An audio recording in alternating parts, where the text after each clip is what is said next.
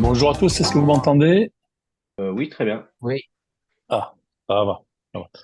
Bon, je suis désolé, aujourd'hui, j'aurai pas de caméra. J'ai un problème de caméra, donc vous verrez euh, juste ma vignette. Bon, c'est un petit problème technique qui est arrivé impromptu, mais que je résoudrai dans d'autres versions. Euh, je procède à l'enregistrement de la session. Donc, ceux qui veulent pas être filmés, bah, vous coupez votre caméra, bien sûr. Mais bon, elle sera ensuite mise à disposition en ligne. Alors, ce que je voulais vous dire aussi, c'est que j'ai lancé un sondage. Vous avez une fenêtre de sondage qui a dû s'ouvrir. Si vous l'avez fermée, vous pouvez la réouvrir en recliquant sur le bouton sondage quiz, hein, afin de répondre. Ce sera plus efficace si vous y répondez en fin de présentation, mais malgré tout, pour nous c'est important. Ça va nous permettre d'avoir un peu un feedback sur votre perception du webinar. Ok, ben je vois qu'on commence à être assez nombreux. Je vais pouvoir probablement lancer le partage d'écran et c'est parti. Voilà. Alors donc normalement vous devriez voir mon écran maintenant, hein. Si vous avez des questions, moi je vous entends toutes, hein, donc si il y a des choses qui marchent pas en cours de route, ben, interpellez-moi, on arrivera sans doute à régler ça. Euh, Adresse, voilà.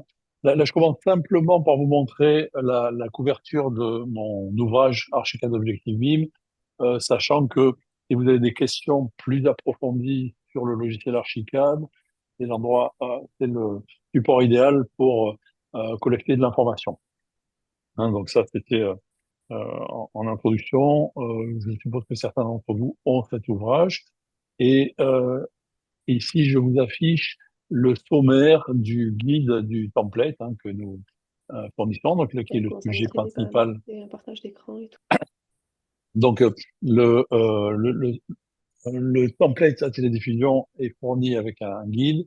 Ce guide est au format PDF. Vous pouvez le rééditer si vous en avez besoin, puisqu'il fait partie du template.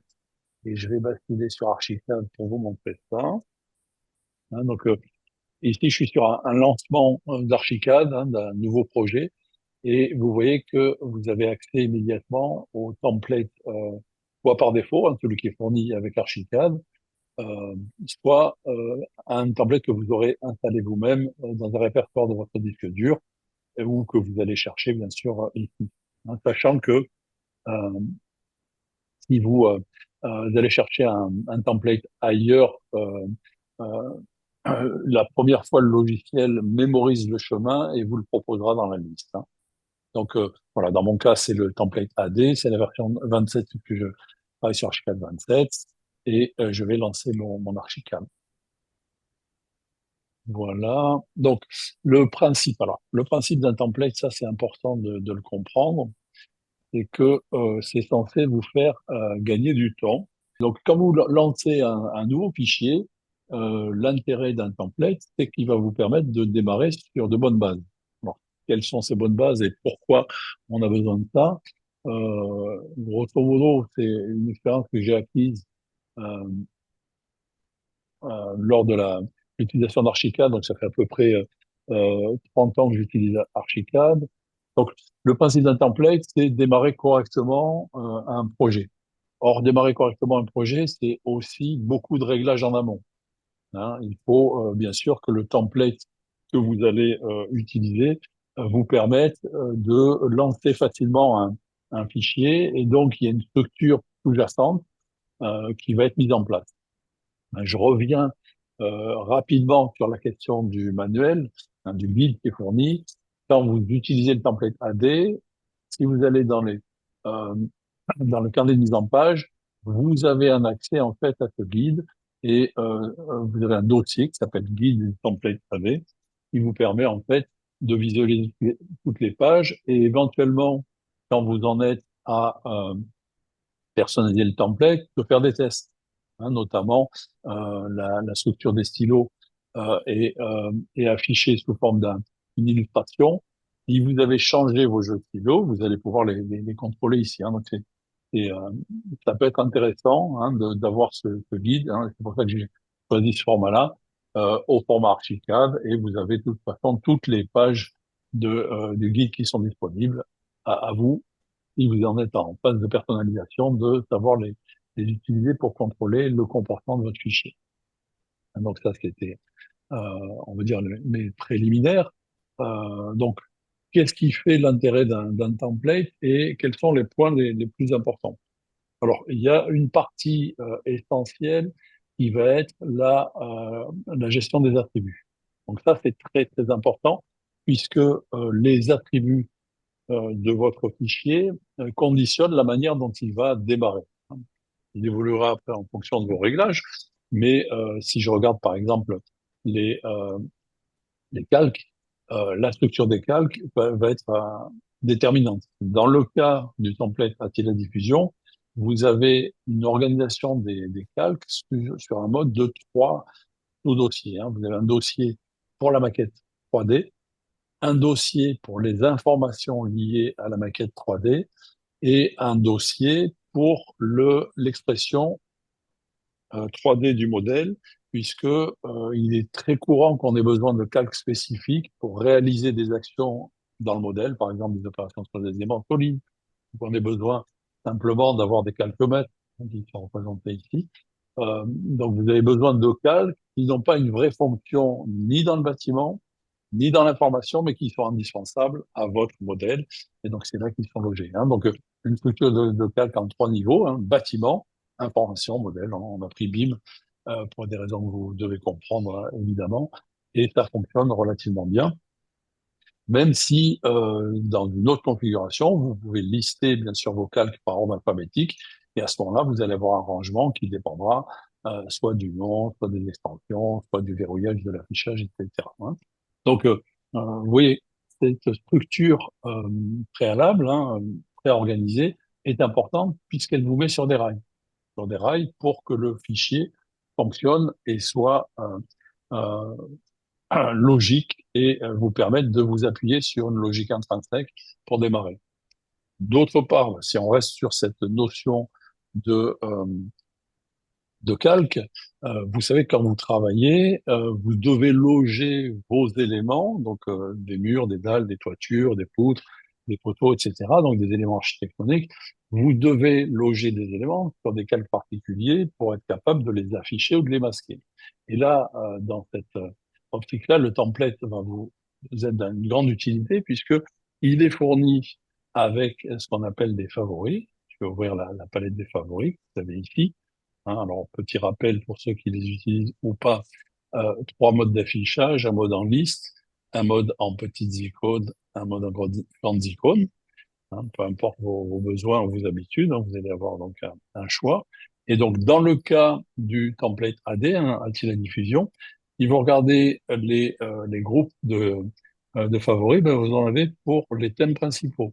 Un groupe de favoris pour les éléments du bâtiment, un groupe de favoris pour les éléments d'information, un groupe de favoris pour des éléments de modélisation. Hein. Donc, vous voyez, une manière, on va dire, logique et cohérente qui correspond à la structure précédente hein, de BIM, hein, des calques, et qui va vous permettre de démarrer correctement votre fichier. De la même manière, je vous conseille, si vous utilisez les favoris, et c'est très important quand vous allez commencer à utiliser des favoris, bon, d'abord de choisir le type de privilégiation que vous voulez. Donc moi, je choisis la privilégiation 2D parce qu'elle est très rapide d'affichage, la 3D est un peu plus longue, donc ça va faire gagner du temps. Mais surtout, je choisis de filtrer mes favoris par outil actif. Et là, ça va être extrêmement pratique, puisque si je change d'outil, je ne vais voir que les éléments associés à cet outil-là. Hein, donc c'est une première manière de filtrer les éléments que je veux créer et créer bien sûr à partir des favoris. Donc là, c'est intéressant. J'ai aussi une deuxième manière de filtrer mes éléments, c'est que leur dénomination est structurée. hein. Donc, si je travaille en niveau de développement, bah, si je cherche du ND1, je peux taper dans ma recherche ND1. Et donc là, j'ai un double clic, outils et niveau de développement, hein. Ça me permet d'avoir un choix très limité. Et ayant ce choix très limité, je vais pouvoir, alors je vais pas faire une D3 parce que c'est plus spectaculaire pour une présentation, mais il n'y a pas de raison de travailler plus dans un cas ou dans un autre, hein. Donc, si j'ai besoin, par exemple, d'une structure porteuse, hein, donc je vais aller chercher un mur porteur extérieur, hein, ND3X mur porteur. Donc là, j'ai simplement la définition de mon élément. Je vais le dessiner et j'ai la garantie de plusieurs choses à cet instant-là. J'ai la garantie d'abord que mon élément est bien placé sur un calque dédié, hein. Donc là, on est sur le calque mur voile. Donc, ayant démarré avec un favori, je suis déjà bien rangé. Et il y a d'autres garanties qui sont associées derrière, puisque bien sûr, j'utilise la classification, hein. Et donc, votre élément est déjà classé mur porteur. Donc, il a deux avantages. Il est logé sur le bon calque et il est associé à une classification cohérente. Ça va me permettre de gagner du temps dans une phase ultérieure quand j'aurai besoin de commencer les échanges avec mes correspondants. Donc, ça, c'est les deux premiers avantages. Il y en a d'autres. Hein, si je regarde l'affectation graphique, elle suit les règles qui ont été mises en place dans le template, hein, donc les jeux de stylos utilisés. Donc, si on change de jeu de stylo, hein, le comportement graphique est déjà là, hein. Vous disposez en fait de quatre jeux de stylos dans le template, un pour concevoir qui révèle, on va dire, le rôle de chacune des couches, un pour imprimer au 200e, un pour imprimer au 100e et encore un autre pour imprimer au 50e, hein. Donc, vous avez rapidement la possibilité de changer votre graphisme et ça, c'est bien sûr préorganisé puisque ça s'appuie sur les quatre jeux de stylo fondamentaux. Donc, si je reviens dans ma série de favoris et que j'ai besoin maintenant de placer une cloison, je vais choisir une cloison, hein. Je continue à utiliser le même outil, hein, c'est l'outil mur, et ça me donne à nouveau la garantie que j'ai un comportement de connexion entre les murs qui est préorganisé, hein, et que je vais pouvoir éventuellement modifier s'il n'est pas cohérent, mais dans ce cas-là, c'est déjà en place.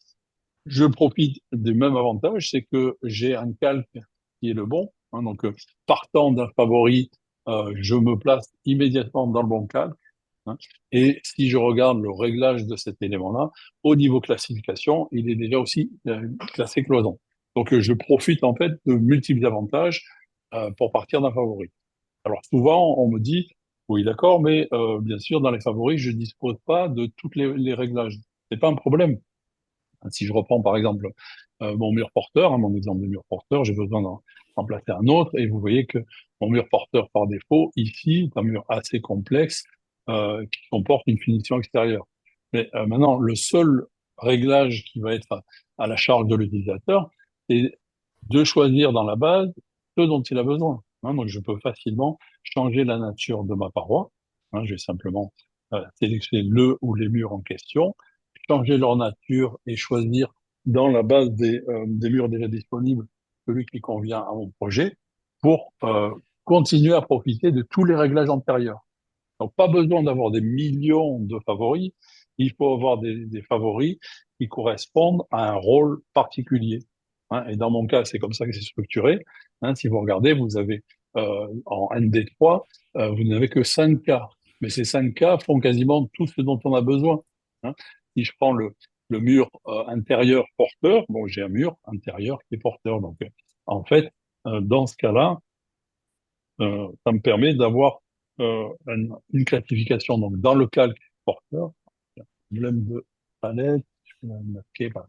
Donc, si je prends celui-là, essentiellement pour les refends, donc si je prends le mur intérieur porteur, je vais choisir l'épaisseur de mon mur, je vais dessiner mon mur, et je sais que, un, graphiquement, il sera correct, puisqu'il est parti d'un favori. Deux, au niveau classification, il sera lui aussi correct, puisque étant parti d'un favori, il est classé correctement, hein. Donc c'est un mur porteur, il est sur le bon calque, hein, le calque que j'ai choisi dans mon template, et il profite donc de tous les avantages d'un pré-réglage, hein. Donc si on regarde les quelques rôles, vous avez un mur intérieur porteur, un mur extérieur porteur, Vous avez une cloison, et puis vous avez un mur d'accrotaire qui va être essentiellement utilisé quand on modélise les toitures et qui va avoir une représentation non pas coupée, mais projetée. Si je prends celui-ci, donc si je prends mon mur d'accrotaire, je le trace ici, vous voyez que vous avez un mur qui est vu de dessus, mais non pas coupé, donc il n'y a pas de hachure à l'intérieur. Donc, ça couvre à peu de choses près les besoins principaux que je vais rencontrer quand je suis en train de modéliser à partir de murs, hein. Et de la même manière, si je bascule sur un autre outil, hein, donc je garde mon filtre actif, hein, donc ND3, c'est mon objectif de saisie, hein, je veux saisir un niveau de développement 3. Je viens sur l'outil DAL, et à nouveau, j'ai un filtrage qui est fait par l'outil et en combinaison avec mon critère de recherche, hein. Et là, vous avez quelques cas, vous avez un revêtement de plafond qui est fait avec des dalles, hein, donc ça c'est un élément qui va me permettre de simuler un faux plafond, par exemple. J'ai une dalle intérieure structurelle, hein, donc la dalle va être à l'intérieur du bâtiment et structurelle. J'en ai une qui est extérieure aussi, hein, un des trois ex-dalles structurelles, donc c'est la même chose mais pour les parties extérieures, sachant que je ne l'ai pas montré précédemment, mais parmi donc la partie classification qui m'intéresse dans un template, il y a d'autres avantages que la classification. Vous avez la fonction porteuse et la position dans le bâtiment. Alors, je dis pas que la solution est parfaite, hein, les favoris répondent pas à tous les cas, mais ils vous permettent de rentrer immédiatement dans un cadre et sur la majorité des cas, de vous couvrir sur l'évolution de votre modèle, puisque, a priori, si vous êtes parti d'un favori, vous démarrez avec des éléments qui auront tous les avantages d'un élément pré-réglé, ils seront positionnés correctement dans l'espace, ils seront classés correctement par rapport à leur fonction structurelle, hein, et Archicad propose des parties structurelles qui sont intéressantes, hein. Si je reprends tout ça, et on va regarder ça en 3D, hein, là j'ai rien fait, hein, j'ai juste parlé et tracé quelques murs. Sauf que j'ai un modèle qui est prêt à s'exprimer en mode, entre guillemets, BIM, hein, si je veux. Alors, je vais juste raccourcir un peu ce mur, parce qu'il me gêne en étant si grand, voilà. Si je veux, par exemple, visualiser un modèle exclusivement structurel, vous voyez que maintenant, puisque je suis parti sur un bon point de départ, Je je fais voudrais disparaître. Donc, j'ai ici une visualisation donc de ma maquette purement structurelle, et je peux visualiser bien sûr aussi mon modèle entier et donc faire apparaître d'autres couches, hein, vous voyez. Donc, l'intérêt des favoris, il est à tous les niveaux du template, et bien sûr, il va vous permettre de monter rapidement un modèle qui, dans les grandes lignes, sera parfait. Il sera jamais exactement comme vous voulez, hein. Et il est évident que votre travail de concepteur consiste à réaliser des choses qui ne sont pas 100% de la préfabrication, mais en même temps, le template vous permet, on va dire, de respecter des règles intrinsèques du logiciel de manière très, très facile et très rapide, hein. Donc, c'est à ce moment-là que, si vous voulez l'utiliser, vous avez plein de préalables. Le premier, et là j'insiste dessus, c'est démarrer toujours avec des favoris. C'est vraiment le meilleur moyen de tirer parti euh, d'un template, hein, sachant que dans mon cas, le template est fourni avec, je vais vous montrer ça, je vais enlever le fil, si je décide de supprimer mes favoris, si je fais supprimer, il me dit, voilà, il y a 715 favoris, hein. Donc j'ai 715 favoris qui sont ici et qui peuplent mon modèle. C'est pas pour faire joli, c'est simplement pour permettre de lancer tous les réglages qu'on va trouver dans un cas courant de bâtiment. Et c'est aussi pour vous protéger des erreurs d'organisation, hein. Vous avez vu que si je prends de la cloison ou du mur porteur, j'ai pour habitude de les placer dans des calques différents, pas la peine d'avoir à mémoriser ce genre de réglage. Le favori vous amène dans ce réglage. Il y a aussi un cas très fréquent d'utilisation d'Archicad où Archicad est un petit peu, on va dire entre guillemets, ambigu, hein. C'est le cas d'utilisation de l'outil objet. L'outil objet, en fait, représente à peu près tout ce qu'on veut dans Archicad. Ça peut aussi bien être du sanitaire que de du mobilier que des arbres hein, pour la végétation, pour exprimer la végétation, ou encore des appareils électriques. Donc, c'est un usage multiple et complexe.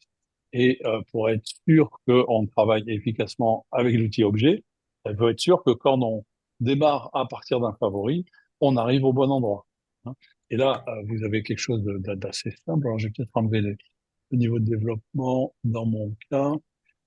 Par exemple, voilà, hein, vous avez des arbres, hein. Donc si je choisis extérieur comme critère, vous voyez que tous les favoris qui pointent sur des éléments extérieurs vont me permettre d'arriver bah, soit sur des arbres, hein. Donc si je plante, alors là, il est grand par rapport au modèle, mais si je place un arbre, bah, immédiatement je vais avoir un élément réglé sur ma bibliothèque hein, qui a des propriétés bonnes ou pas bonnes, hein. Vous pouvez ensuite les corriger, mais surtout il est logé au bon endroit, il a la bonne classification et il a les bons réglages graphiques, hein.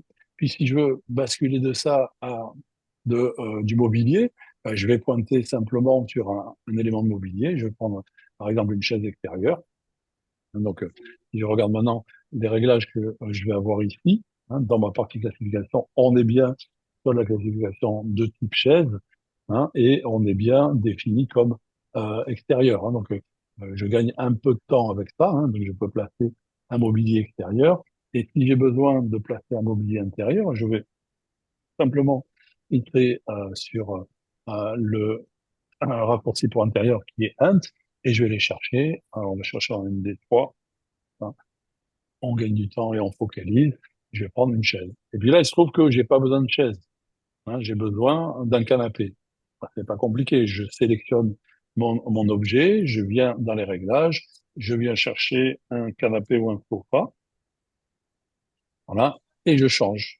Mais en changeant d'objet, je ne change ni de calque, ni de classification, ni de réglage, hein. Donc, je peux profiter d'un réglage anticipé, hein. Donc, j'ai anticipé que c'était un mobilier intérieur.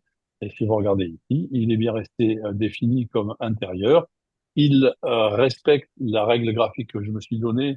En grosso modo, celle-là, c'est que les mobiliers vont être placés sur le calque mobilier, hein. Il y a un calque dédié hein, qui nous permet de voir, hop, si je le sélectionne, que je suis bien sur le calque dédié au mobilier, hein. Et ce choix est confirmé par la couleur, puisque j'ai un code couleur qui est magenta, qui me dit, bon, bah, quand tu utilises l'outil objet avec le code magenta, il y a de fortes probabilités pour que tu sois bien rangé, hein.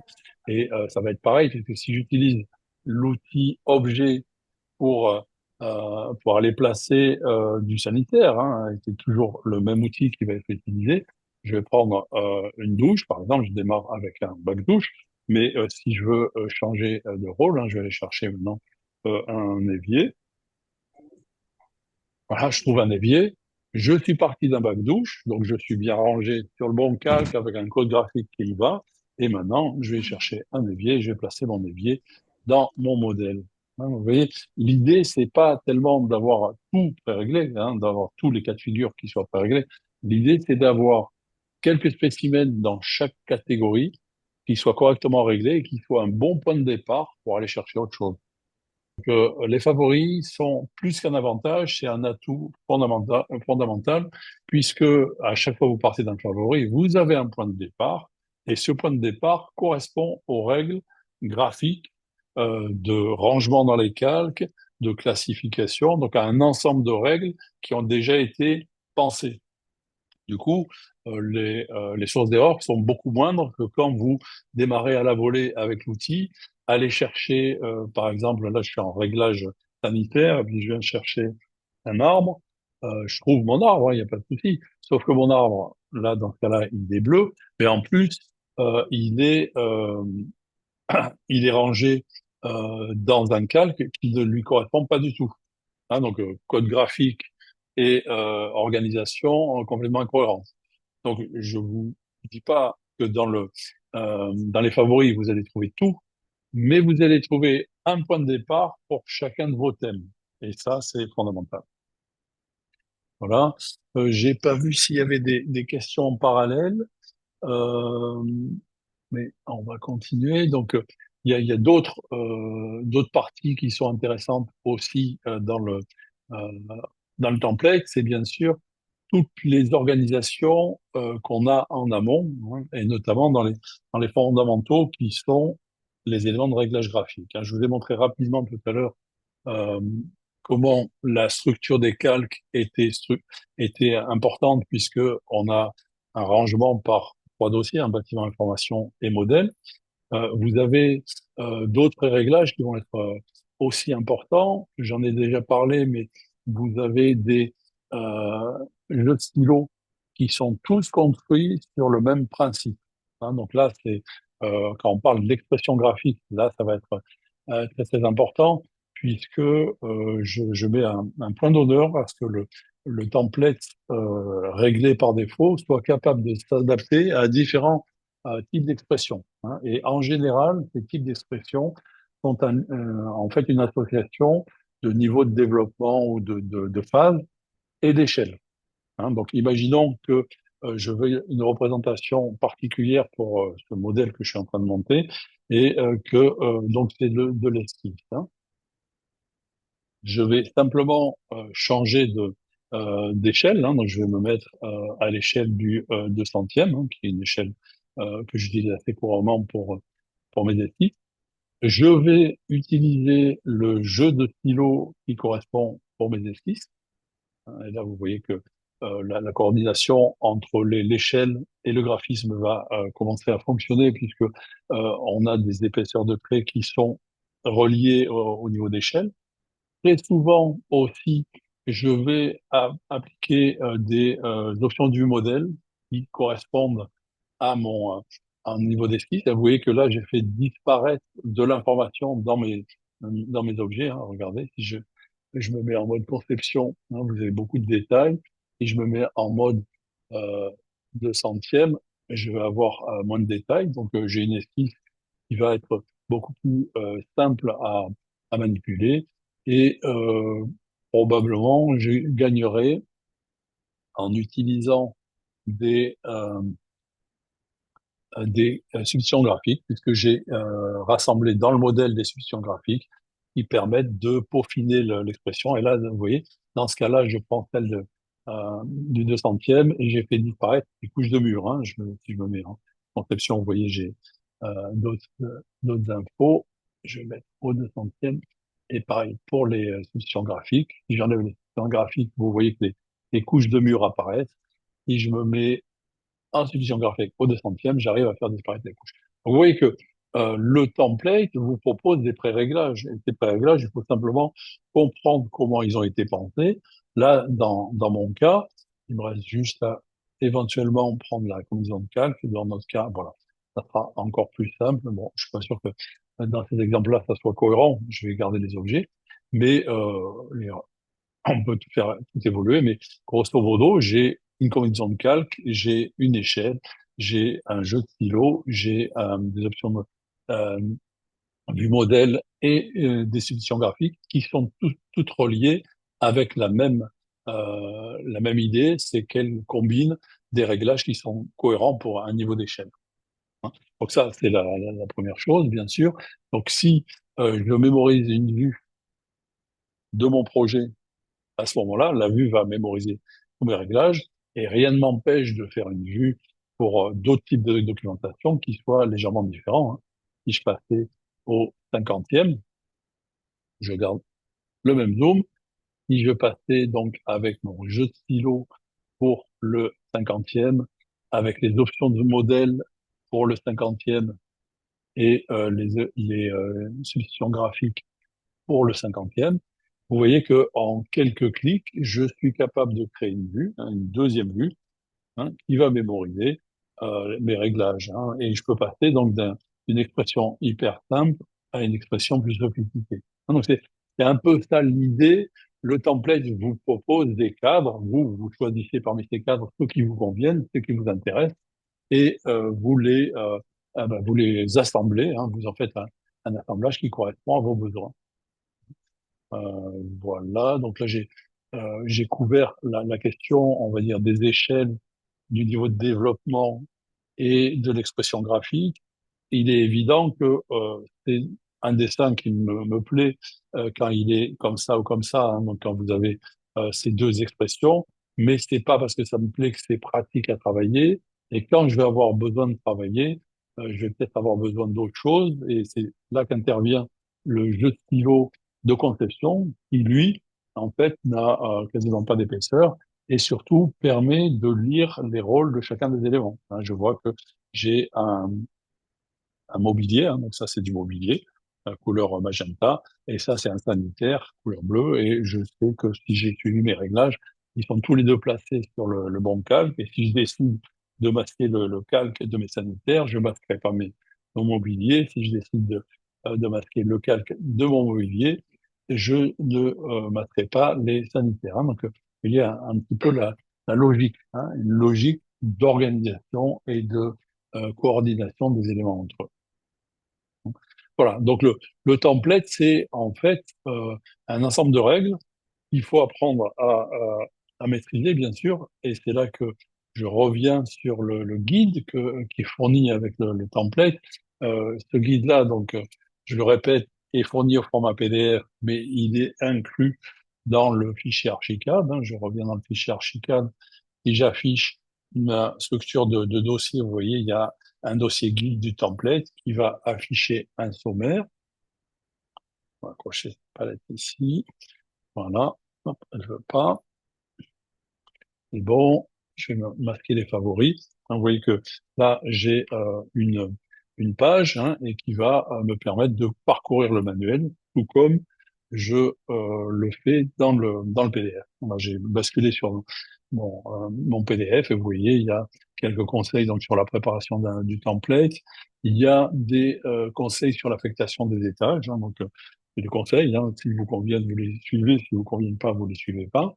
Et, j'ai pris d'ailleurs dans ce cas-là, dans le cas de cette page, une illustration qui est extraite de mon ouvrage Archicad Objectif BIM, hein, qui vient d'être édité en septembre. Hein, donc, il y a tout un travail iconographique qui a été fait dans le livre, et je m'appuie dessus dans le guide pour donner des exemples qui soient un peu visuels. Là, notamment, on parle d'affectation d'extérieur et puis d'organisation en iceberg, et c'est une technique qui décrit et développée dans le bouquin. Hein. Pareil, des conseils sur la création du terrain, même chose.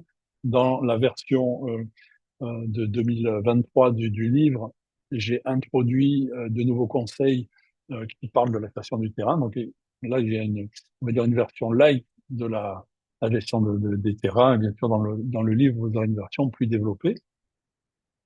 Et ensuite, alors là, je peux passer à des choses euh, plus visuelles. C'est que il y a un certain nombre, on va dire, de conseils d'organisation et d'automatisme. Hein. Vous avez quelques sous-parties dans le manuel. Hein. Il y a une partie qui concerne l'organisation, hein, dans lequel je détaille comment le template a été structuré, hein, l'expression graphique, jeu de stylo, les calques, les propriétés, ce qu'on vient de voir rapidement ici. Mais vous avez aussi des conseils sur les automatismes. Alors là, je vais essayer de vous les illustrer parce que je pense que c'est une des parties aussi importantes, hein, du template. Hein, donc, si je vais en page 13, c'est là que commencent non, un peu plus tard, un peu plus loin, voilà, les automatismes. Alors, le premier et le plus complexe, c'est celui du calcul de la SVP. Alors, c'est valable pour toute la zone française. Hein. Je sais que j'ai des auditeurs qui viennent de Belgique. Là, ça les intéresse pas moins, mais pour vous montrer un petit peu comment ça se passe, vous avez dans le template une organisation qui va vous permettre en fait de collecter vos superficies en s'appuyant sur des zones. Hein, donc, mettre à l'écart. Si je vous montre la nomenclature dédiée, elle s'appelle calcul de la surface de plancher. Si je l'affiche, par défaut, elle me présente un calcul à zéro. Hein, ce qui est logique puisque aucun élément dans notre modèle actuellement n'est dédié au calcul de surface de plancher. Je vais revenir dans le modèle, je vais me placer dans un étage pour un instant. Ben, on va rester sur le rez-de-chaussée. Alors, oublier là, cette partie technique, voilà.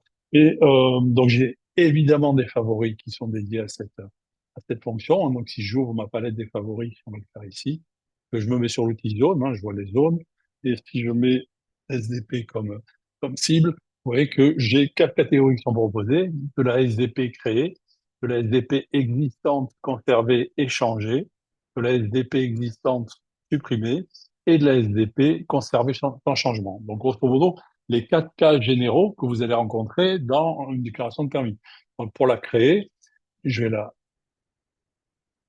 dessiner. On va déverrouiller le calque sur lequel elle est associée et on va dessiner, donc dans mon cas, un rectangle, puisque j'ai pas grand-chose à qualifier ici. Alors, en général, je me mets sur une échelle légèrement différente. Et je vais surtout utiliser des substitutions graphiques dédiées. Donc, j'ai une substitution graphique qui est dédiée à l'expression des zones pour la SDP. Donc là, ça va être ça. Et pour les options de vue modèle, on va prendre le mode conception qui va afficher en fait le contenu. Donc, vous voyez là, j'ai une superficie. Alors, je vais la changer. Donc, c'est la superficie de plancher créée. En état des lieux, bien sûr, elle n'a rien. Et en projet, c'est l'habitation. J'ai 78 mètres carrés, 44 d'habitation. Si je retourne dans mon tableau, vous allez voir que le tableau va se mettre à jour. Et j'ai bien dans la surface créée les 78-44 qui viennent d'arriver. Et donc, mon total est cohérent. Maintenant, j'ai d'autres besoins, bien sûr. Et donc, je vais placer de l'existant conservé sans changement. Donc, je prends de l'existant conservé sans changement et je vais dessiner une autre zone, voilà, comme ça, qui est de l'habitation en intérieur et de l'habitation en projet. Et maintenant, je vais changer ces réglages. Donc, je vais aller chercher dans ma SDP son affectation. Vous voyez que vous avez des propriétés qui sont fournies et qui sont dans le template. Alors, je vais fermer les autres propriétés pour que vous y voyez plus clair, pour pas être noyé par un excès d'information. Vous voyez que j'ai deux propriétés, une propriété pour l'état antérieur et une propriété pour l'état ultérieur. Là, je vais dire, maintenant, c'était du commerce et ça reste du commerce. Donc, je suis sur un élément qui était du commerce qui reste du commerce, qui fait 214 mètres carrés. Si je retourne dans mon tableau, le tableau se met à jour et va faire mes cumuls de superficie. Je continuais en, en, en affichant des choses un peu plus complexes. Donc là, j'ai bien donc de l'existant conservé sans changement, du créé. Et puis après, je vais avoir les cas un petit peu euh, bizarres de la rénovation qui sont le conservé, échangé et puis le supprimer. Donc le supprimer, c'est simple. Je vais prendre mon pré-réglage. Je dis que ça, c'est de la superficie supprimée, donc je connais sa valeur. Elle va avoir un état antérieur et pas d'état futur. Donc il y avait 148 mètres carrés d'habitation antérieure qui ont été supprimés. Et je reviens dans mon tableau.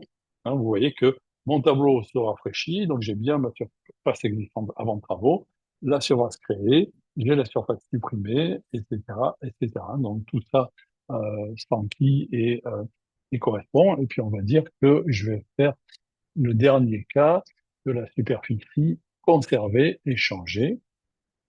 Là, je dessine un dernier rectangle, et on va faire un changement de destination de mon élément. Donc, on va dire que en amont, c'était non pas de l'habitation, mais c'était un entrepôt, on va dire ça, entrepôt, et que ça a été transformé, voilà, en hébergement hôtelier, donc réhabilitation pour l'hébergement hôtelier. Regardez, je regarde à nouveau mon tableau, il se complète et tout est euh, cohérent, alors que le seul travail que j'ai fait, c'est de donner des superficies et bien sûr de surveiller que les superficies ne se superposent pas. Parce qu'à ce moment-là, on serait sur un cas de représentation incorrecte.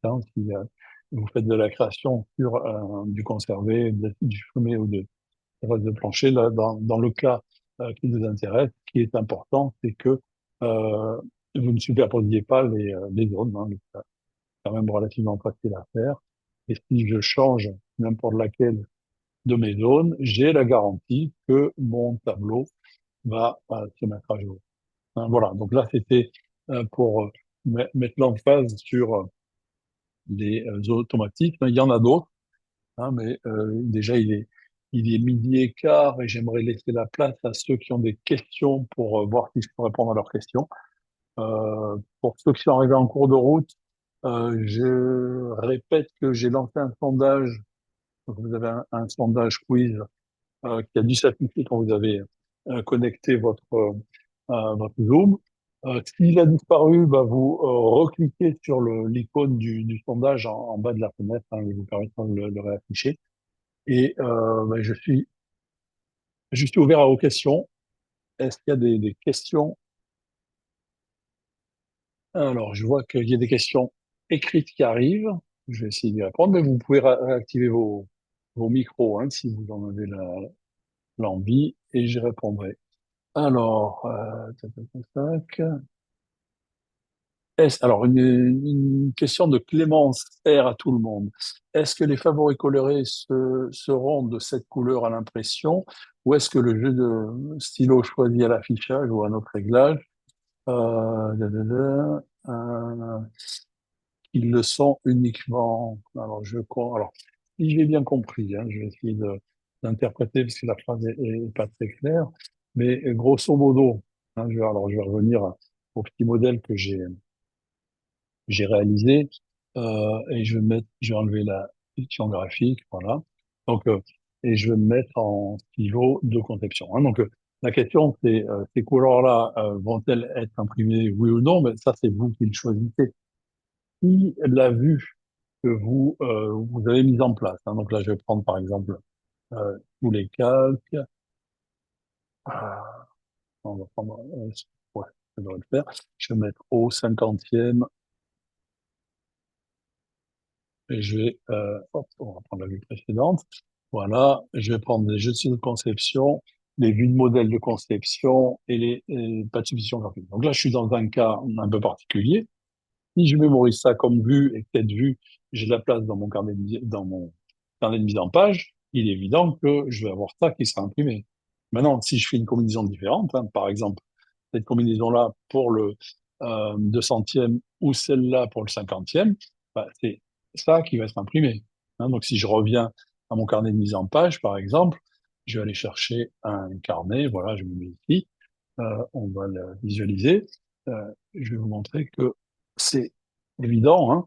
Quand vous prenez une vue et que vous la glissez, hein, donc la dernière que j'ai faite devrait être en couleur, hein, je la glisse, elle se présente bien en couleur. J'ai changé mon format de mise en page pour que ça soit plus clair, parce que la mise en page est trop petite. On va mettre sur un 0, ça sera plus long. Ah, un 0. Qu'est-ce que j'ai fait? Ah oui, et celui-là. Voilà. Donc, vous voyez que là maintenant, j'ai bien glissé une vue qui était réglée avec des couleurs, donc je profite des couleurs, ça peut être ma volonté.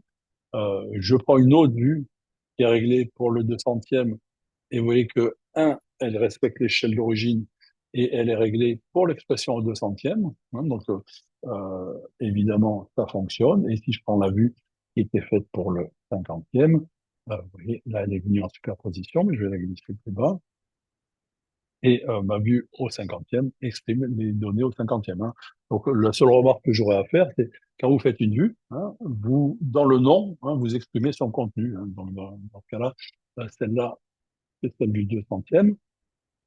Celle-là, c'est celle du 50e. Voilà. Et celle-là, c'est une de travail, hein, de conception. Donc, celle-là, je vais la faire, donc elle est au 50e. Mais là, ce qui est important, c'est pas l'échelle, mais c'est le mode conception. Voilà. Hein, et vous saurez donc, quand vous placerez vos vues, si elles sont nommées correctement, à quoi elles correspondent. Si vous avez des doutes, vous revenez dans votre modèle, vous testez et vous renommez en fonction du réglage.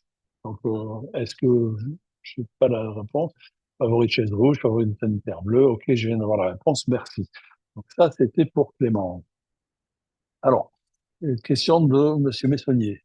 Le tableau des surfaces fonctionne aussi avec les filtres de rénovation. Alors, attention, ça, je dirais pas que ça marche pas. Hein, il est logique que ça marche, mais c'était pour moi un petit peu dangereux d'utiliser les rénovations dans ce cadre-là, J'ai rien fait de particulier. Mais a priori, chaque nomenclature peut être liée à un film de rénovation, ça peut marcher. Sauf que la demande ou l'exigence réglementaire en France, c'est qu'on doit tout faire apparaître dans le même tableau. Donc, grosso modo, les états de rénovation feraient disparaître ou apparaître des éléments. Donc, ça marcherait si vous voulez faire, par exemple, une nomenclature de l'état des lieux, du créé, etc. Hein, mais à peu de choses près, la SDP n'est pas pensée comme ça. Elle est pensée pour faire la somme des surfaces de manière assez statique de ce point de vue-là. Donc, pas interdit d'utiliser la rénovation, mais à ce moment-là, si vous utilisez les statuts de rénovation, faites bien attention que vos nomenclatures soient liées à un état qui affiche toute la rénovation. Hein, pour l'illustrer, je vais mettre ici, je vais afficher la section graphique de la SDP, comme ça on voit normalement mes SDP. Ah oui, j'ai une combinaison de calque qui n'est pas euh, adaptée. Voilà. Donc là, on pourrait dire que, je vais mettre aussi une échelle qui soit plus adaptée. Voilà. On pourrait dire que ça, c'est du neuf. Hein, donc, si j'affiche ma rénovation, je peux dire que ça, c'est du neuf. Hein, et puis, tout ça, en fait, c'est de l'existant. Donc, ceux-là, ils sont déjà placés. Puis là, peut-être, ça va être de la démolition. Hein, donc, voilà, j'ai ces trois états. Euh, Maintenant, quand je travaille, excusez-moi, voilà, si je viens utiliser mes filtres de rénovation, je vous conseillerais d'avoir un filtre. Alors, il est présent chez moi, il s'appelle Synthèse et il affiche tout le monde.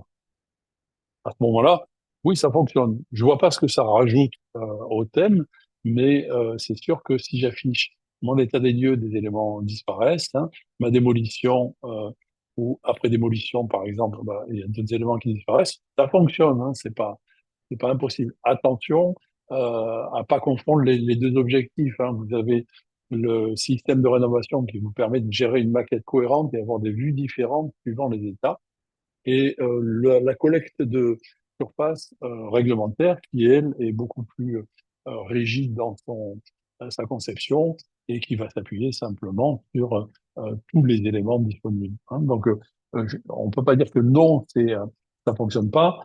Attention, si vous voulez le faire fonctionner, utilisez un filtre synthèse. Hein. Donc, dans mon cas, le filtre synthèse, vous allez le regarder, il va en fait afficher et remplacer tous les états. Donc, on n'a aucun état qui disparaît. Et là, à ce moment-là, ça marche. Et il faudra bien sûr faire attention à ce que les nomenclatures, parce que ce que vous voyez pas, ou ce que vous n'avez pas vu ici, c'est que chaque colonne est une nomenclature. Donc, j'ai une nomenclature pour réaliser les six colonnes de mon tableau. Chaque colonne, c'est une nomenclature. Donc, il faut que toutes les nomenclatures soient associées correctement au fil de rénovation. Ok, Donc ça, merci. c'est pour... Ah, j'ai une voix, oui. C'est clair, merci Thiel, c'est clair. Merci. Ok. Je reviens à donc Urso Architect. Hein. Bonjour, comment ferez-vous évoluer votre outil pour les versions futures d'Archicad? Des mises à jour sont-elles prévues et sont-elles incluses dans le prix actuel? Alors, euh, évidemment, je fais évoluer, hein, et je vais même vous le prouver immédiatement, puisque à la fin du guide, vous avez un historique des évolutions du template. Hein. Et donc, vous voyez que le template qui maintenant a été renommé AD, hein, donc AD27, s'appelait précédemment BIMFAS ou BF, et que pour la version 25, on a eu trois versions, pour la 26, on en a eu deux, et à chaque fois, il y a eu quelques corrections qui ont été faites. Donc, évidemment, oui, nous font et nous faisons toujours, et ça c'est une mission qu'on s'est donnée, évoluer le template d'une version sur l'autre. Hein. Un des plus gros travaux d'ailleurs pour nous, c'est d'arriver à analyser les nouvelles fonctions, à les intégrer dans la structure préexistante ou éventuellement à faire évoluer la structure du fichier en fonction de ces évolutions. Pour illustrer ça, ben, j'ai l'exemple des combinaisons de calque, mais c'est vrai pour tous les attributs. Donc récemment, une structure en dossier a été créée dans tous les attributs, mais ça s'est fait en deux étapes. La première étape, certains attributs avaient des dossiers, d'autres n'en avaient pas. Puis maintenant, les attributs ont des dossiers, donc c'est plus cohérent. Et c'est pour ça que je vous ai montré hein, cette structure en dossier pour le bâtiment, l'information, le modèle dans les calques. Hein, on pourrait le faire en visant tous les attributs. J'ai gardé une structure cohérente, sauf qu'à l'occasion de l'arrivée de cette nouvelle fonction, j'ai dû changer la manière dont je nommais l'ensemble des attributs, puisque précédemment, ne disposant pas de dossier, j'avais un système de préfixes qui permettait d'avoir un rangement par ordre alphabétique. Hein, mais cet rangement par ordre alphabétique est devenu, euh, c'est périmé grâce à la structure en dossier. Donc j'ai renommé tous mes éléments dans chacun des dossiers en enlevant les préfixes B, I et M, puisque je peux les avoir dans dans des dossiers séparés. Et donc, j'ai nommé et on a maintenant un rangement par ordre alphabétique. Et puis après, on a un suffixe qui va exprimer, on va dire, euh, des, des rangements ou des classements. Hein, donc, oui, on fait évoluer. Par contre, les mises à jour, en fait, à peu de choses près, c'est si vous êtes dans la version pour laquelle vous avez acheté le template, hein, mettons Archicad 27, on vous envoie, quand on en fait, un lien sur la nouvelle version. Si on change de version, il faut simplement acheter la mise à jour du template et à ce moment-là, vous disposerez pendant la durée de validité de nouveau template de liens qui vous seront envoyés à chaque fois qu'on fait une mise à jour. Il n'y en a pas des millions, hein, il y en a une, deux ou trois par an. J'arrive pas à avoir beaucoup plus de choses à changer dans le template que ça. Alors ensuite, qu'est-ce que je vois? Donc, ça, c'était pour l'évolution hein, de l'outil. Est-ce que j'ai complété ma question en réponse dessous? Merci, Tim, mais je vois pas. Alors, Clémence R. C'est bon, mais ça, je comprends pas. Merci, bonne journée, merci. Ok, est-ce que, pour ceux qui sont encore là, est-ce que vous avez des questions? Vous pouvez réactiver votre son pour ceux qui préfèrent parler que taper des questions. Il me reste encore 5-6 minutes de présentation, donc avec plaisir.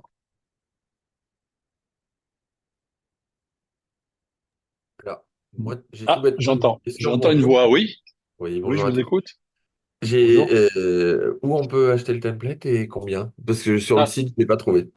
d'accord, d'accord. En fait, vous envoyez une demande de devis hein, et nos collaborateurs vous Ah, cool. répondront. Sonia va vous envoyer si elle est en ligne, je crois qu'elle est en ligne, peut vous envoyer par texte, dans les textes, elle peut vous envoyer le tarif, elle peut le mettre. Ok, super. Hein. Mais c'est vrai que on met pas le tarif en ligne, c'est simplement parce qu'on aime bien avoir du contact avec nos clients et nos prospects, discuter, échanger. Et comme ça peut évoluer, c'est plus simple. D'accord, super. Merci.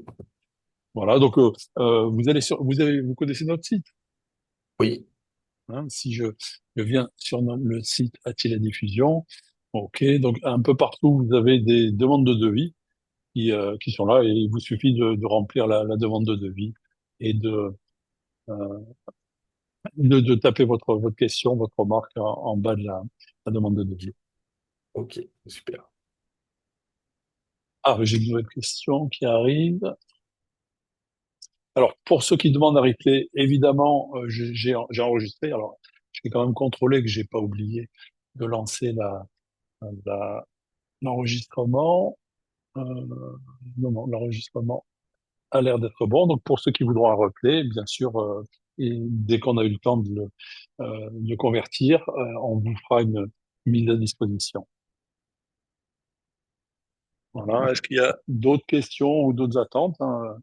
On a encore un peu de temps, hein, et je peux déborder s'il le faut. J'ai vu que certains d'entre vous ont répondu au sondage, hein, donc pour ceux qui sont encore en ligne, n'hésitez pas à répondre au sondage parce que ça nous permet de comprendre un petit peu quelles sont vos attentes. Alors, je vois des questions arriver. Alors, je vois que Sonia a répondu sur le replay et sur les tarifs. Voilà, non, pour l'instant, rien de plus. J'ai un peu de temps, donc je vais voir si je peux vous montrer quelques bricoles en complément. Hein. Donc, je vous ai parlé des automatismes, hein, donc il y avait le calcul de la SDP, hein, donc qui est un des automatismes les plus complexes à mettre en place, mais qui fonctionne très très bien.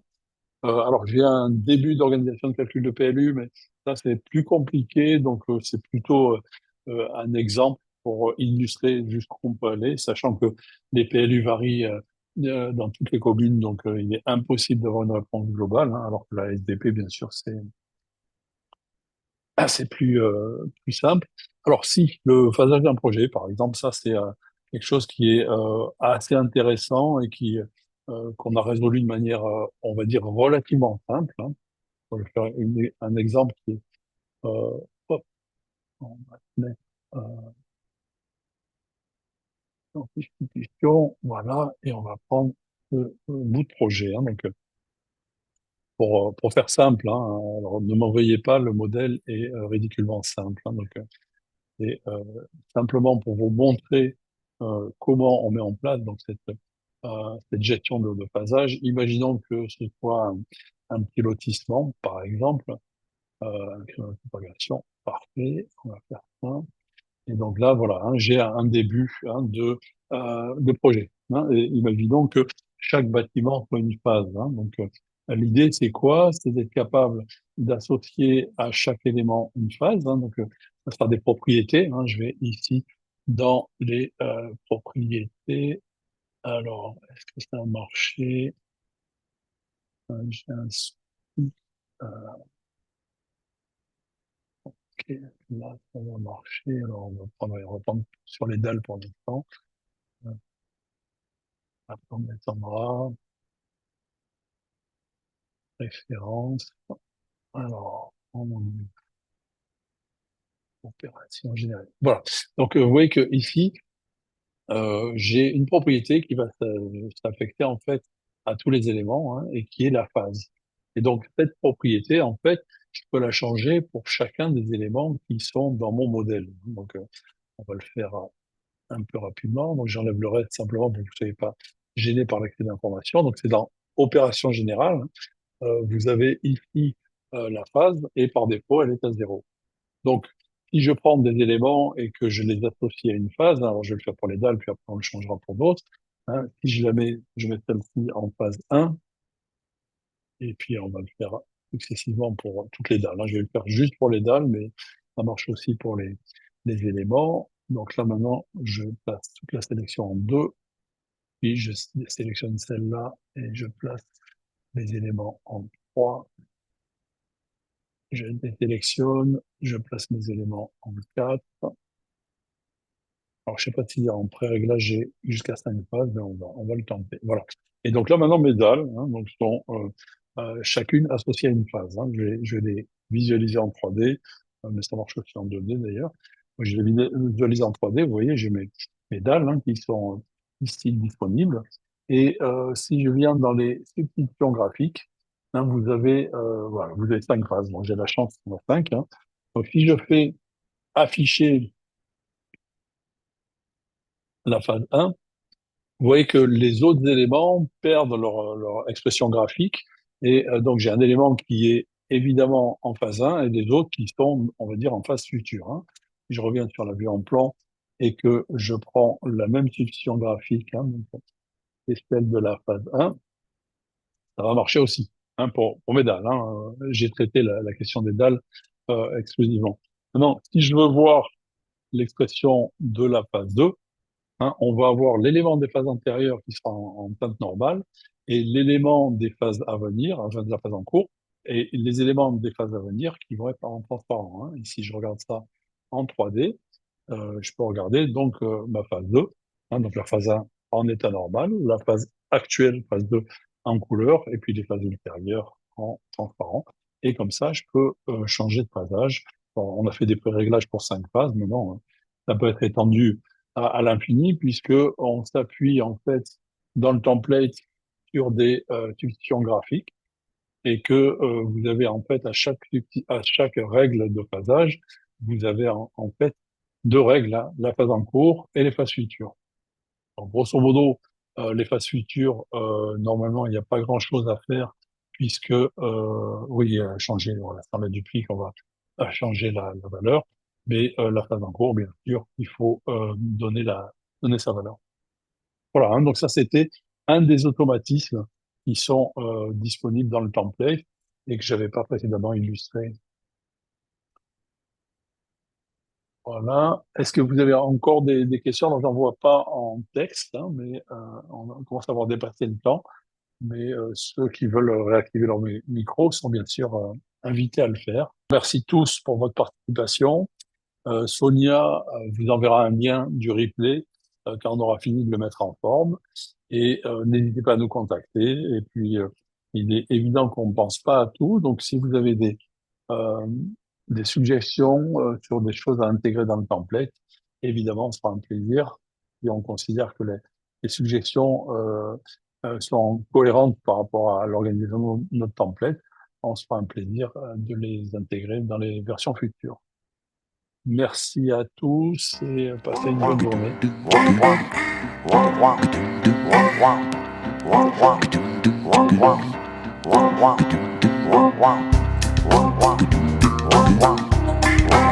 Wow.